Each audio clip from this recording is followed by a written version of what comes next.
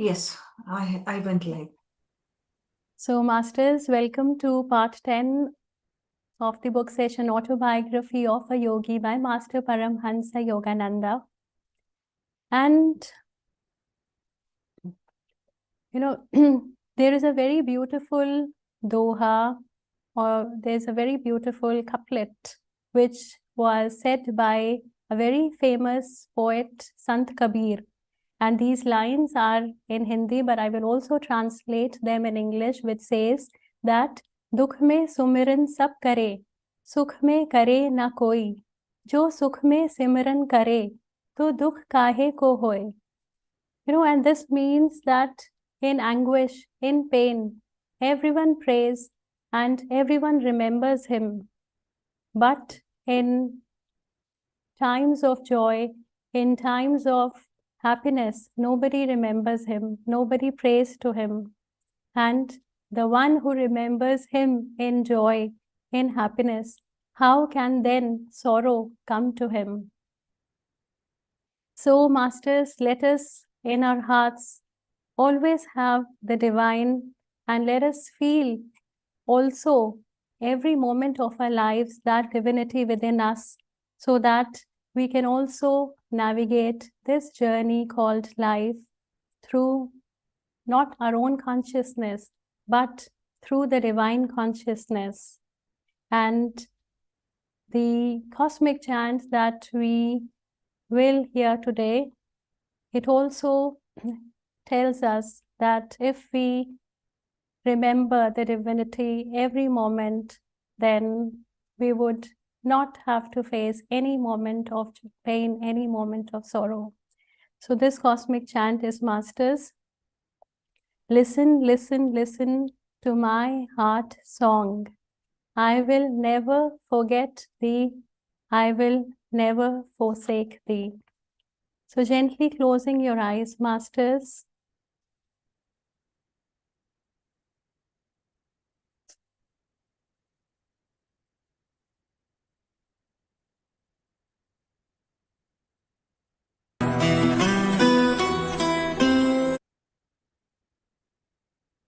A moment.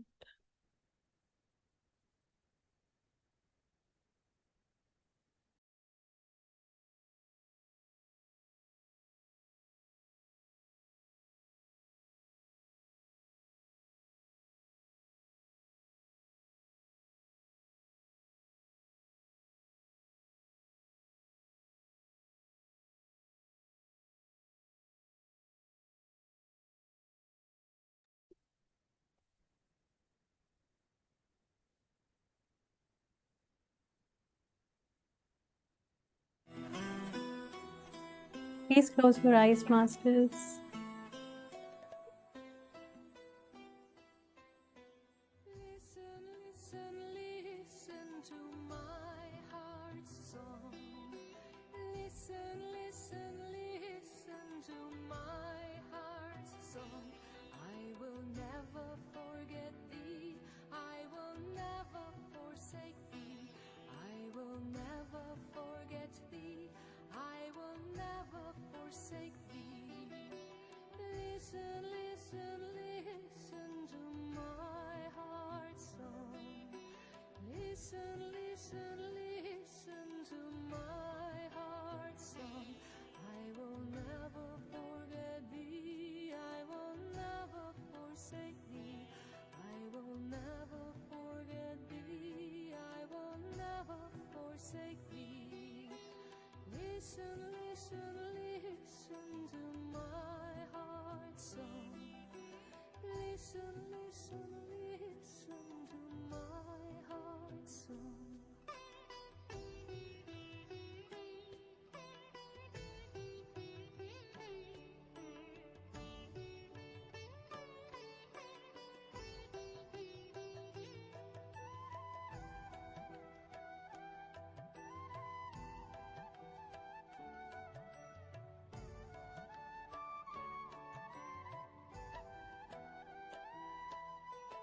Listen, listen, listen to my heart's song. Listen, listen, listen to my heart's song.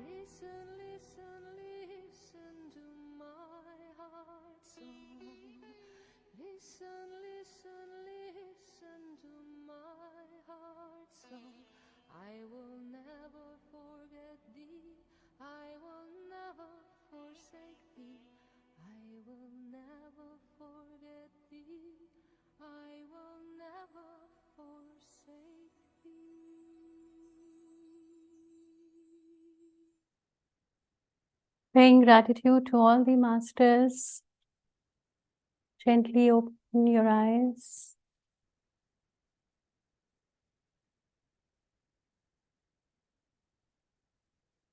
Okay. So, masters,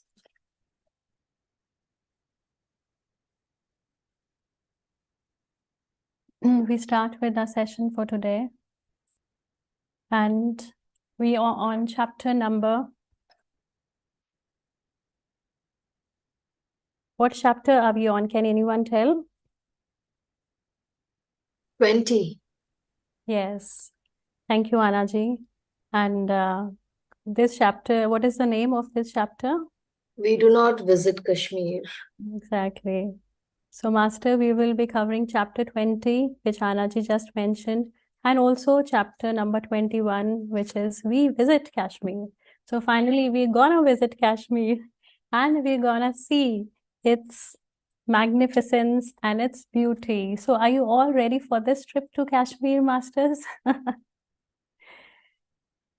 So, Masters, we know that Yogananda, since his early childhood, he had this desire to meet as many saints, to go and explore as many places as he could since his childhood. And so we have, through this journey that we have covered so far in the book, we have seen that Yogananda, he met so many saints and he also visited so many places. And now Yogananda, he had this urge in him that he has to visit Kashmir. And it had happened that twice he had planned for this trip to Kashmir, but at the last moment, his guru, that is Swami Sri Yukteswar, he used to refuse to go. And this was the third time that he had planned for this trip to Kashmir, and everything was done. All the bags were packed. The railway passes were secured from his father. We know that his father was a big railway official in the railways, and he was a high-ranking officer, similar to that of a vice president. So Yogananda had also secured passes from his father, and now, as feared, his guru Swami Sri Yukteswarji, he refused to go.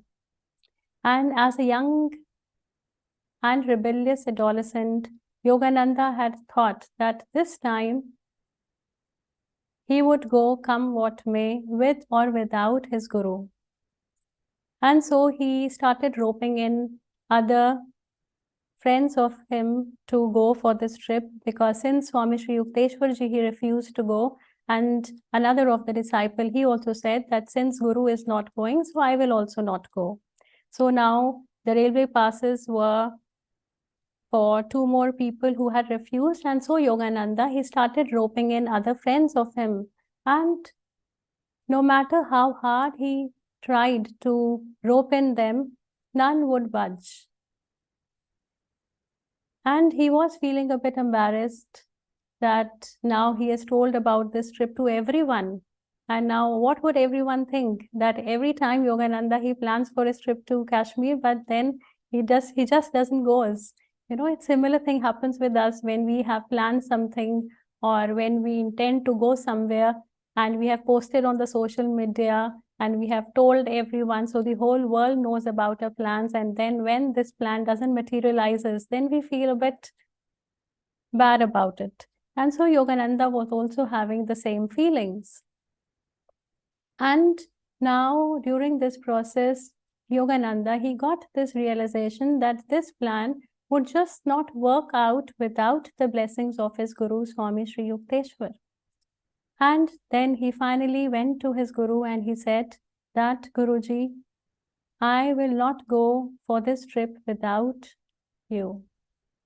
And immediately, what happened that Yogananda, he started experiencing excruciating pain in his stomach, and a nauseating feeling engulfed his entire body. And he was showing symptoms of the deadly Asiatic cholera.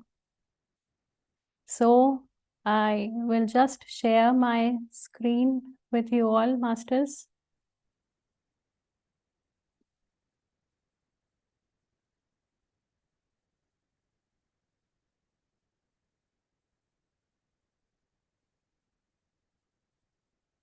Okay. So are you able to see the screen? Are you able? Okay.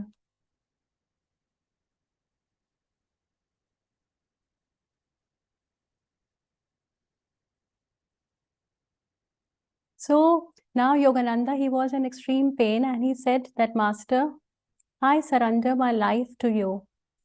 And Sri Yukteswar, as a caring and as a compassionate mother, he laid Yogananda's head on his lap, stroking it with angelic tenderness, just like a mother does.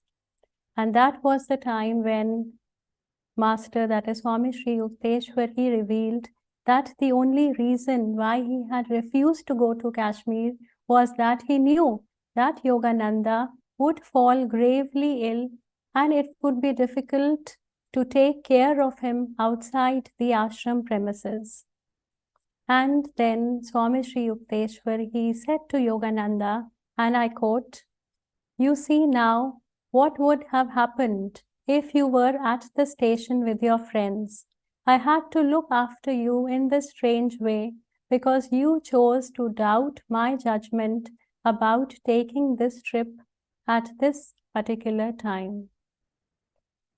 And then, masters, a doctor was called, a blood specimen was taken, and the doctor was shocked to see the miraculous recovery of Yogananda.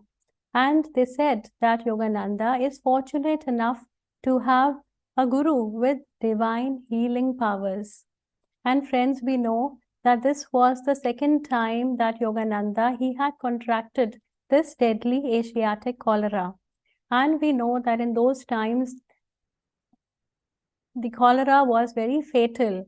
You know, it was like anyone who would have this disease, the chances of his survival were almost negligible. And we know that when he was a child of just 8 years old, he was having this deadly disease, and then he was saved by the grace of Lahiri Mahasaya. And this time, Yogananda's life was saved by the grace of his Guru, Swami Sri Yukteswar. And now, just in 2 days, Yogananda, he was in a pink of health. And then he requested his Guru that now, shall we all go to Kashmir? And then his Guru, he happily agreed, as he knew that the time was now ripe. It was just right to visit Kashmir. And so Yogananda, his Guru, and 4 other disciples, they all went for this eagerly awaited trip to Kashmir. And now their first halt was in Shimla. And in Shimla, there a lady, she was selling strawberries, English strawberries. And so Master, that is Swami Sri Yukteswar, he bought some strawberries and he offered it to Yogananda. And friends, in those days, strawberry was a fruit which was not readily available. And back in Calcutta, nobody knew much about strawberries. And this was the first time that Yogananda, he was tasting strawberries. And he didn't like the sour taste of strawberries. And he distastefully said, "What a sour fruit! I could never like strawberries." And Sri Yukteswar laughingly said that you will like them in America. At a dinner table, your hostess will serve them with cream and sugar, and after tasting them, you will say, "What delicious strawberries." And then you will remember this day in Shimla. And years later, friends, Yogananda, he did visit America, which we will soon see in the coming sessions. And the hostess, she did serve strawberries exactly the same way Guru had predicted. And Yogananda, he exclaimed the same words that his guru had already predicted what delicious strawberries. And when this event happened in America, then Yogananda, he at once remembered his guru's prediction that was made in Shimla.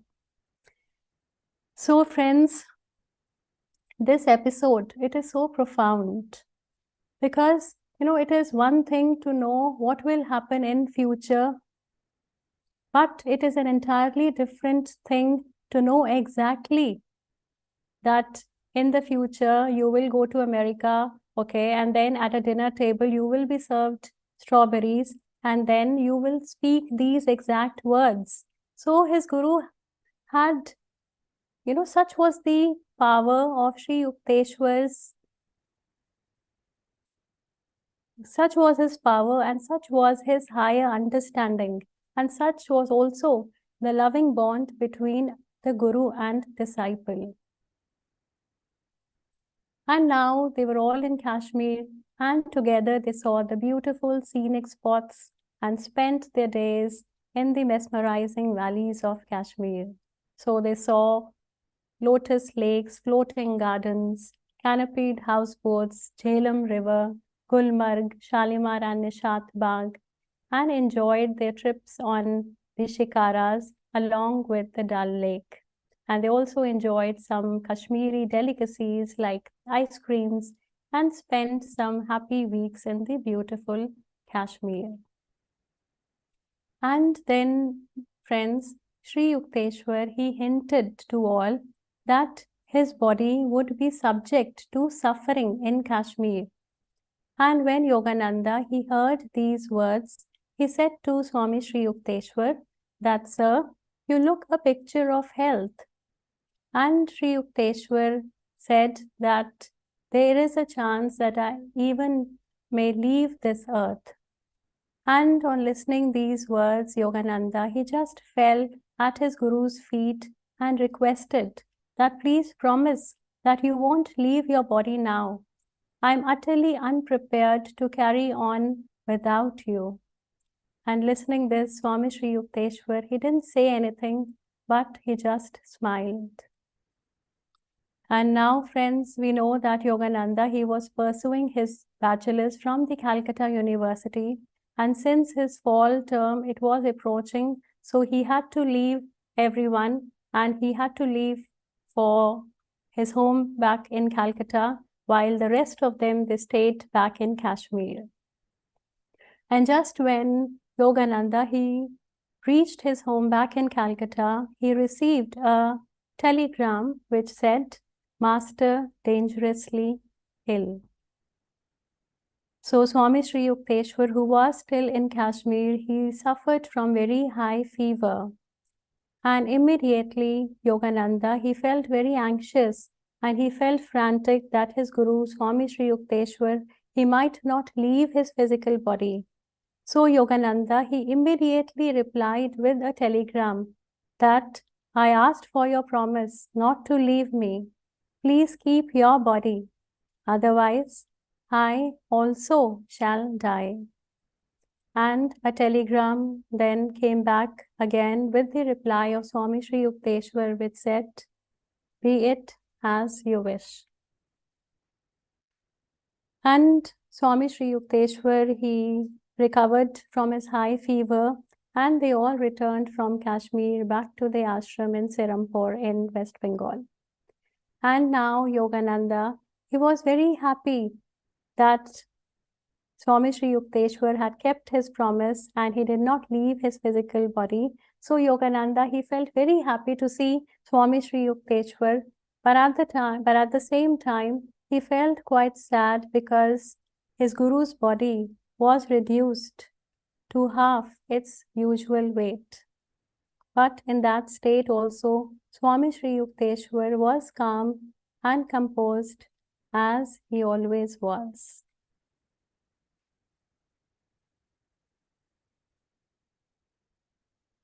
So masters, now is the time to have some reflections, to ponder about things that why did Swami Sri Yukteswar, he decided all of a sudden to leave his physical body? Why did a very high fever gripped upon his body? So the reason was that Swami Sri Yukteswar, he took over the karma of his disciples onto his own body, and in the fire of his own high fever, he burnt the sins. He burnt the karma of his disciples in having and inflicting his own body with high fever. So just as a strong person, he might help a weaker person by carrying some of his load, or a rich person or a rich father, he may help his prodigal son by paying off his debt. So in the similar manner, a self-realized person, a God-realized person can also help his disciples, can also help others to hasten their spiritual journey by taking some of his karma. And now the question is that how does a self-realized person, he takes over the karma of others? So he does so by uniting his mind, by uniting his astral body with the person from whom he intends to take that karma. So by uniting his mind and by uniting his astral body, a self-realized master can take in part or in whole the karma of his disciples. And friends, when he does so, then he does so from a place of love, from a place of higher understanding, and he feels that he is fortunate enough to do this for his disciples. And another noteworthy thing here to see here is that a self-realized person, he only does so when he's commanded by the divine to do so. So he doesn't does so by his own wish, but only and only when he's commanded by the divine. Because he knows that to achieve final salvation in the divine, it is best that this physical body has been completely used to fulfill its purpose.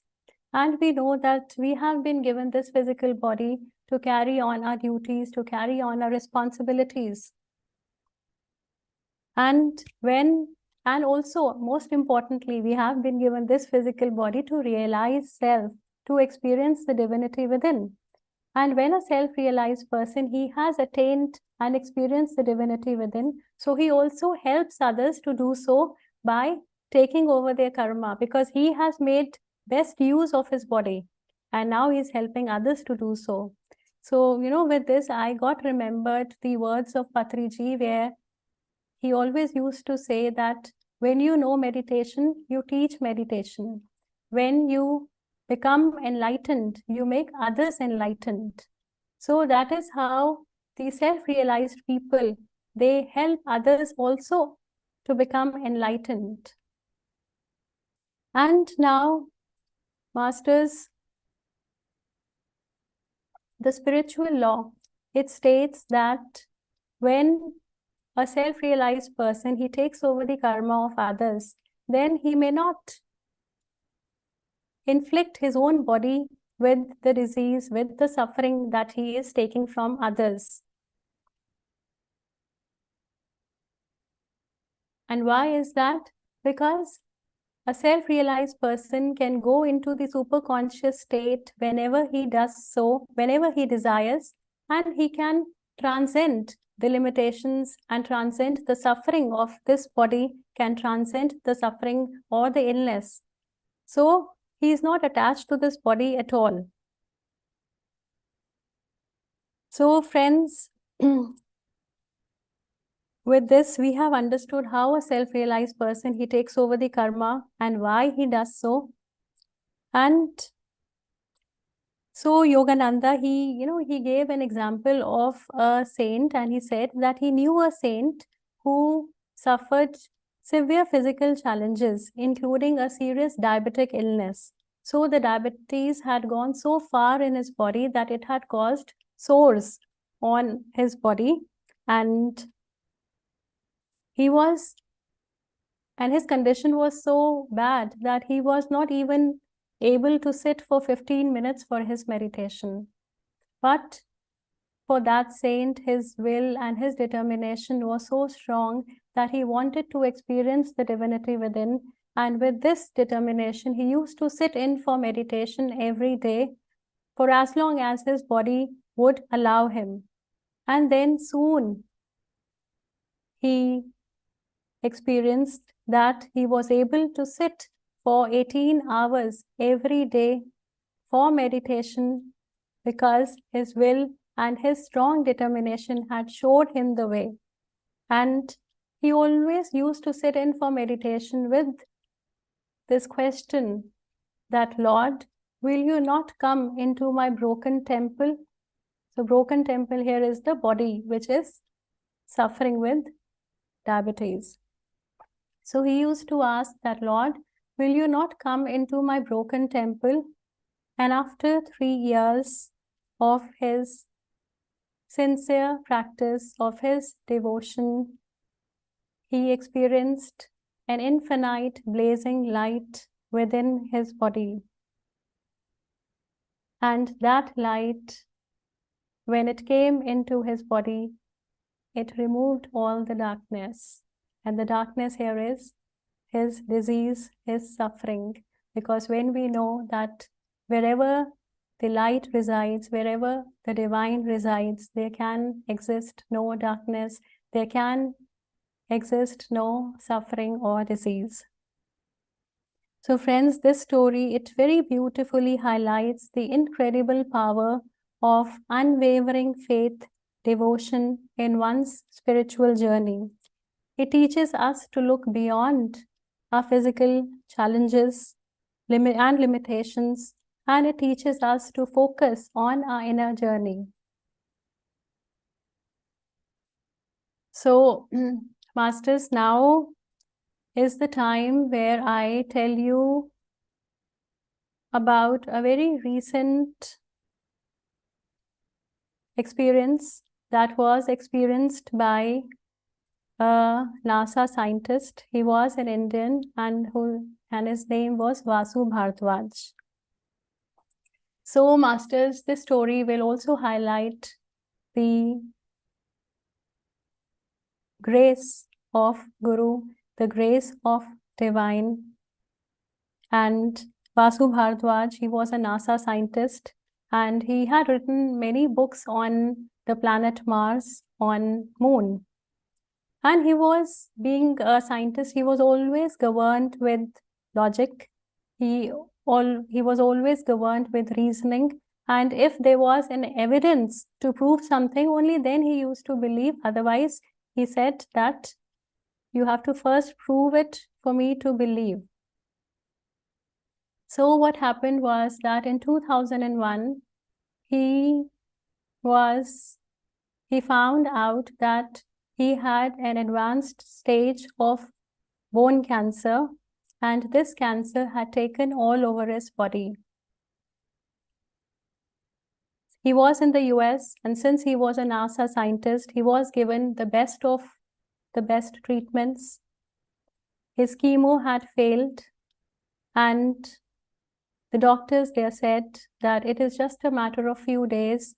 When this cancer will reach your brain, it will paralyze you and you will just be in a vegetative state, or you will just leave your physical body.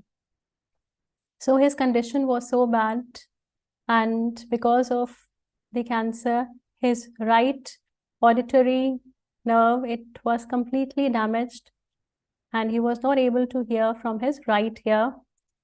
His vision was deteriorated. He could only see only with very thick glasses. And now his family and friends, they said that we know that you are atheist, you don't believe in the divine or in the higher power. So just since we are requesting you, so you please visit once the Golden Temple just on our request. And now Vasu, he also thought that since I just have a few days to live, so why not I comply with what they are saying. And so Vasu Bhardwaj, he was brought into the Golden Temple on a stretcher because he had no power to even stand. His body had no calcium. And when he was brought in the stretcher, people used to surround him so that nobody could even by mistake touch him, because since his bones had no calcium and there was a high possibility that his bones might just crack and he would have a rupture bones. So none was allowed even to touch him, and his condition was so bad. So he laid on the stretcher, and the arrangements were made for having the prayer in the Golden Temple, which is said to be a Khanda part. And this part is, in this part, the Guru Granth Sahib, which is the holy book of the Sikhs, that is recited from start till end, and this takes more than 48 hours. So now Vasu Bhardwaj, he was listening to this, and 7.5 hours had already passed listening this. And what happened that after 7.5 hours, he started feeling some vibrations in his body. He started feeling energized, that he wanted to sit up and sit in a cross-legged position. And doctors had warned him that you should not forget about sitting in a cross-legged position. But he got that inner will that no, he should now sit in a cross-legged position, and he did so.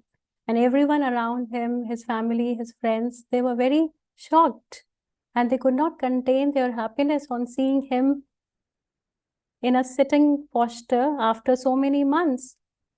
So his daughter, who was sitting besides, she felt so happy on seeing his father in this sitting posture that she immediately took out her phone to take some pictures and to take some videos of her father. And then what happened was that the holy book, that is the Guru Granth Sahib, a white milky light, it emerged from that holy book, and this is all captured in the videos, it is all captured in the photos. So a white light, it emerged from the holy book Guru Granth Sahib, and it split into two. And that light went into the body of Vasu Bhardwaj through the palm of his hands. And when this happened, then none knew what was happening. But it was all captured in that photo and the videos that was being taken by the daughter of Vasu Bhardwaj. But even she did not pay any attention, because all her focus was on her father. And then what happened was that Vasu Bhardwaj, he immediately felt so much energized. And after this part was done for 48 hours, Vasu Bhardwaj, who came in the stretcher into the Golden Temple, he went and he left the Golden Temple on his 2 feet. And what happened then was that his right auditory nerves, which were completely damaged, the right ear through which he had no hearing, he was able to listen very clearly through his right ear. The vision that had become so blurred, that had become so bad, he was able to see now clearly. And few days later, when he got his tests done, he was not ready to believe that his cancer was no more. He was completely healed of this cancer. And now Vasu Bhardwaj, he still could not believe. He said that since cancer has this habit of coming back, so he said that I have to wait. And he waited for 1 year, he waited for 2 years, the cancer didn't come back. And that was the time he realized that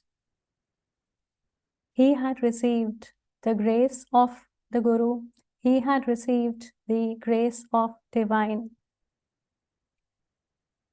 So friends, when people used to ask him about this, that what is this? Is it a miracle? Then Vasu Bhardwaj, he used to say that he doesn't like this to be called as a miracle, but this is the grace of the Guru, this is the grace of the divine. And he said that he has realized in this journey that it is easy to become a scientist, but it is difficult to become a self-realized person. It is difficult to realize the divinity within. And he said that the only true and the real purpose of life is to realize the divinity within, is to become a self-realized person. So friends, he then understood this and he shared his message with everyone that there are many things in this world which cannot be experienced by logic, which cannot be experienced by reasoning. Rather, they must be experienced, they must be felt from within. So I had happened to listen to this story and I was wanting to share this story with you all. And today, through this book, I got this opportunity to share this experience of Vasu Bhardwaj, of what grace and what grace of a Guru and what grace of a divine can do. So, Masters, with this, I will stop my sharing for today and will open this platform for any of your questions and any of your sharings. Thank you.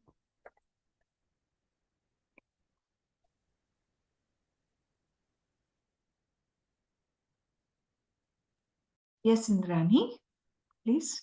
I have seen that you have unmuted.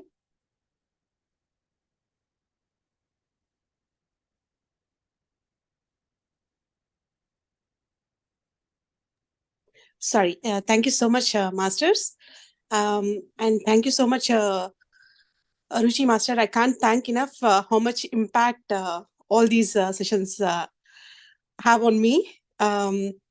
And last time I couldn't join the session live, so I watched the video later. And I would like to share my experience. Last session was about telepathy. So I had a lot of telepathy experiences, but this one is something very different. So in the last session, Master Nilima, Master Ruchi, and Master Ram, everybody were saying like we all can experience if we try.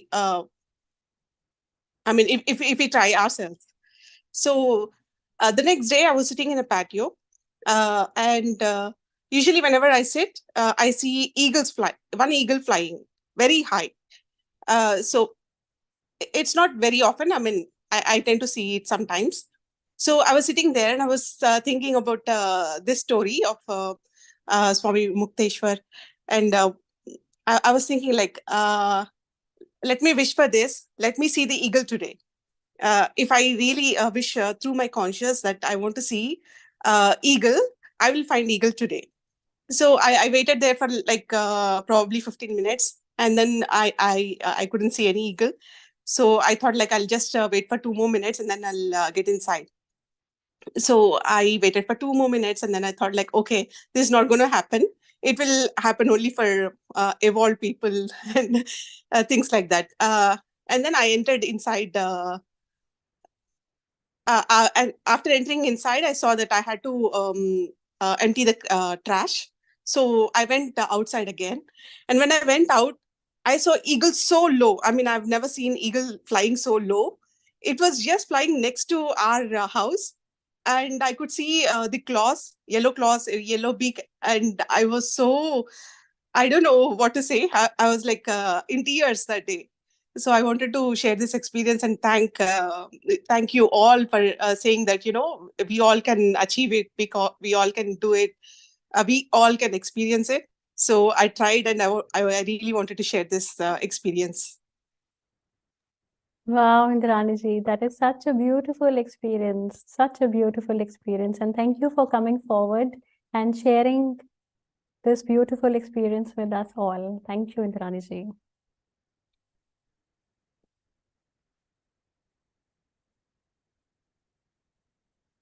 Yes, Darshana ji, please.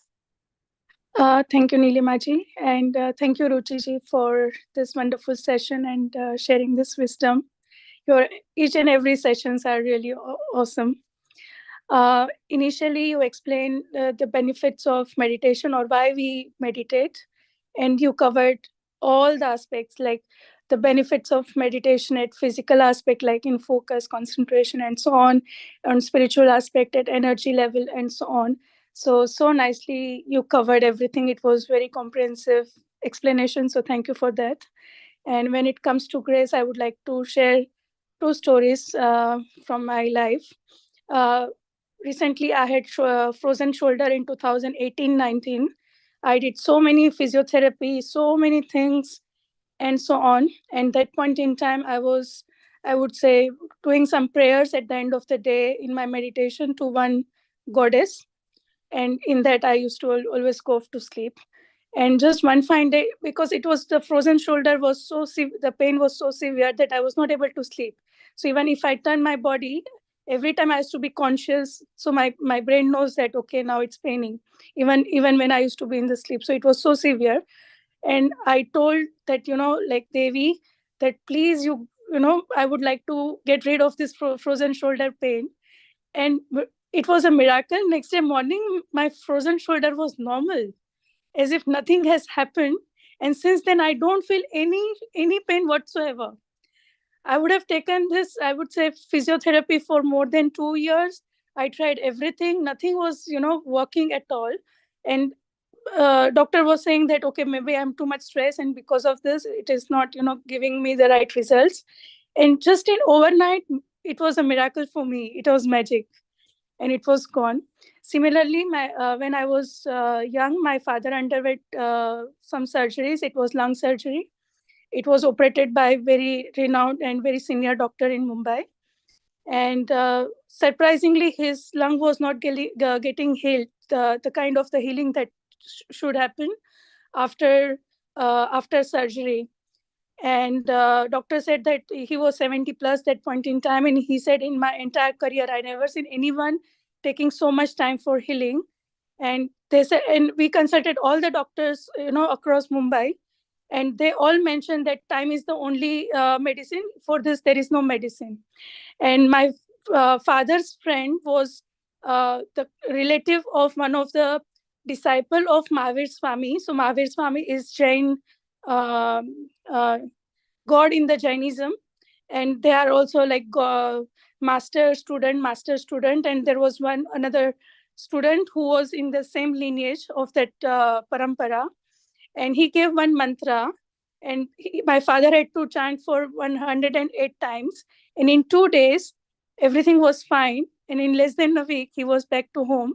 So he lived there in that position for 3 months. And in just few days, he just in couple of days he came back home.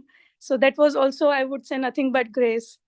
So it happens. So one has to have faith, but at the same time one should also meditate to be to get that eligibility, to get that grace. It doesn't come normally. For that one has to really work on themselves to get that grace. So I just wanted to share this. Hope it inspires others. Yes, definitely, Darshanaji. The experiences that you have shared, they are such wonderful examples of what grace can do. And you rightly said that we also have to be deserving of that grace. Grace didn't, it just doesn't comes to you like that. You have to be deserving. You have to surrender yourself to that one, and then the grace automatically follows. So thank you, Darshanaji, for these wonderful examples. They are really inspiring and touching. Thank you.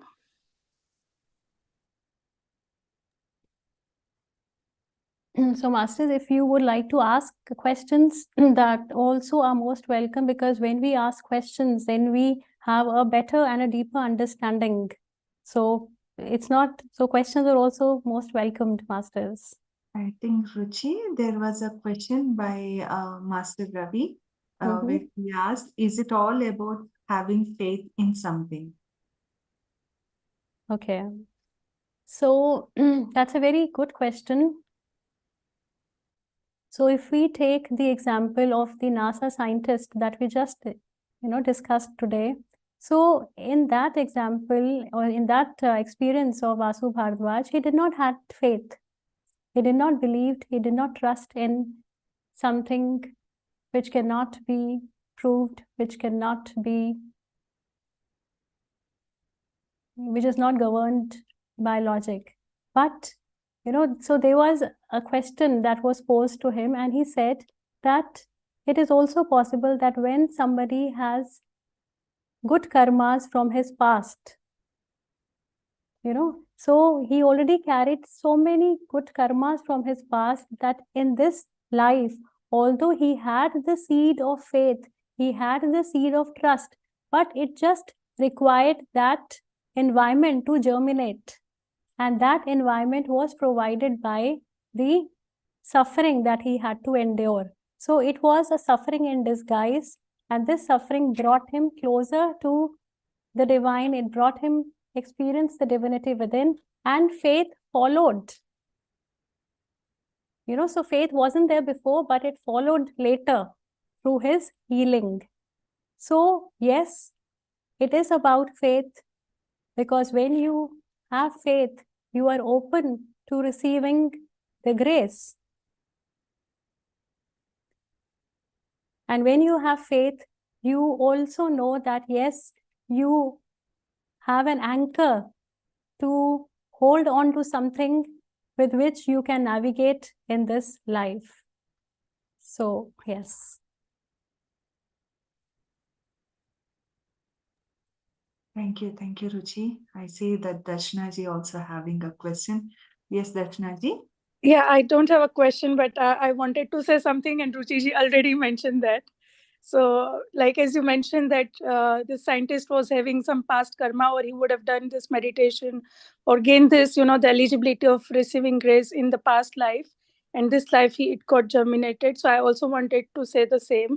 If there are any new meditators, if you meditate and you can't imagine that in just few days or months, your life will be, you will start getting all these miracles as we see here, but it is a long journey.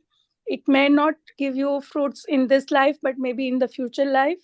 And similarly, if we are progressing, it might be some grace that we have received from the past life, and hence we got this opportunity to meditate. And one more point, that as a human beings only we can meditate, no any other beings, like no any animal or birds or any other form of soul can meditate, but as a only in human body we can meditate. So we should make the best use of it and make our soul's life, or soul's journey more fruitful, and to arrive to the level of where we right now experiencing all the experiences from Paramahansa. So thank you.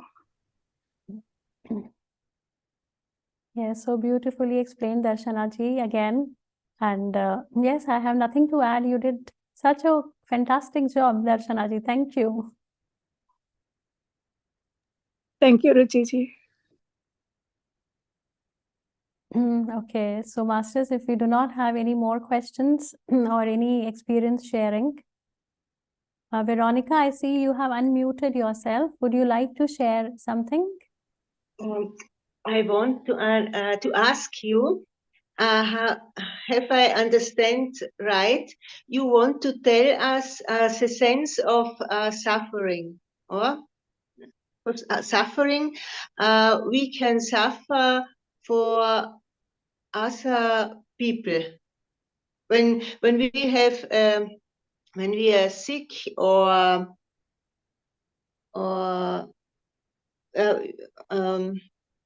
for example, my mother had a heart cancer and was but once she said, for me it is a sense to have cancer, because I will I will have it. It is better I have the cancer for you, and other must not have this disease. And have I understand, Yogananda had the fever and was sick, and you told he suffer for other souls. I am right? He suffered for other souls, for the karma of other souls. And can I compare this? Our Lord Jesus wanted to die on the cross, and he said, I will suffer and give my life for every human souls. And my dad make other souls, everybody's souls, more free, free of sins. He gave his life for the sins of human people. Can I compare this with your story?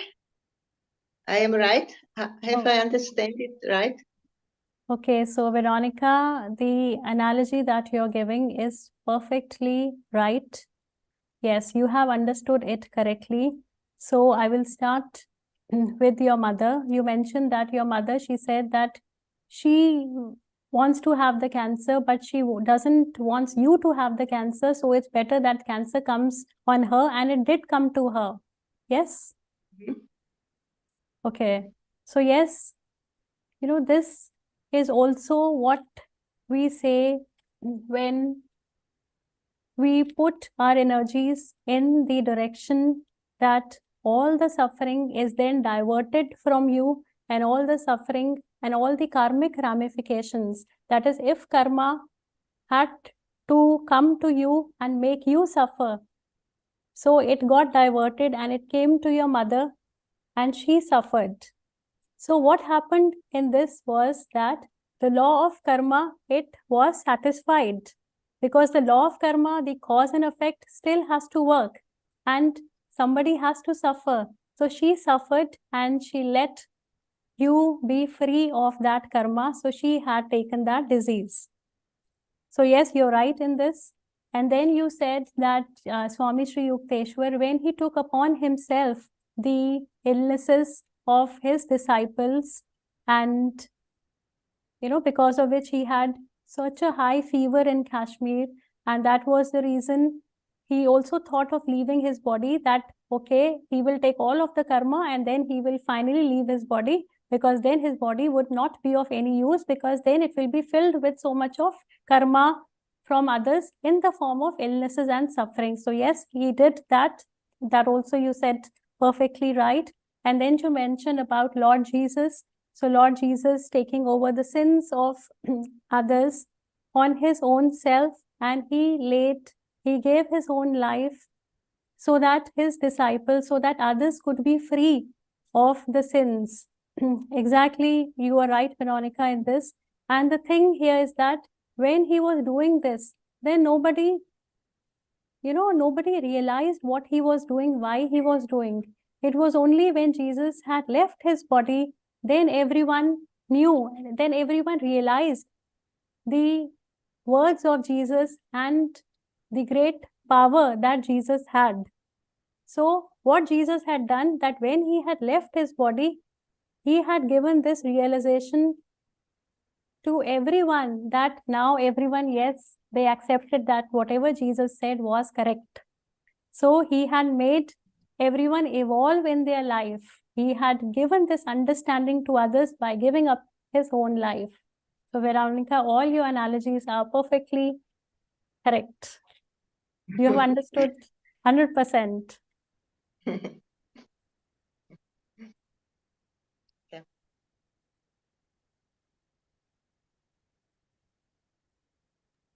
So, masters, yeah, Nilima, go ahead. No, I just only wanted to thank all of you today for the beautiful sharings and honestly, Ruchi, it was like a perfect synchronization as if this section has meant to be today.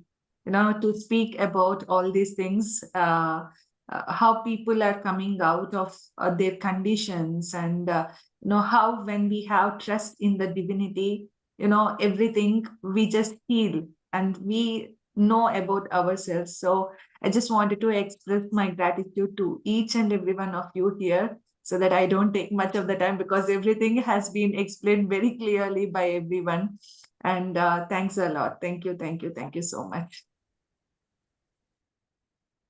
Okay, so that's great, Nilima. Thank you for coming up. And shall we start with the meditation now, Nilima? Yes, let me stop live. So, masters, whoever are in YouTube, I request every one of you to join on Zoom so that we'll do this meditation for a couple of for some time. And yeah, thank you. So just let me end the